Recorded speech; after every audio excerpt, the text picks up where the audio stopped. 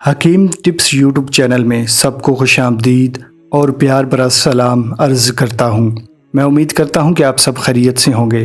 دعا ہے کہ آپ ہمیشہ خوش رہیں اور تندرستی والی زندگی گزاریں۔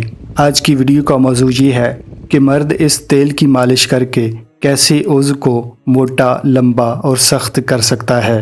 پیارے بھائیوں، جب رات کے وقت مرد ازدواجی تعلق قائم کرنے اور ذہنی سکون حاصل کرنے کے لیے اپنی بیوی کے پاس جاتا ہے تو اکثر لوگوں کے دماغ میں ایک بات چل رہی ہوتی ہے کہ وہ آج کی رات بھی پہلی کی طرح جلد انزال کر جائے گا اور بیوی کو پوری تسکین نہیں دے سکے گا۔ تو ایسی صورتحال میں اپنے دماغ کو اپنے قابو میں رکھیں اور مضبوط بنا لیں۔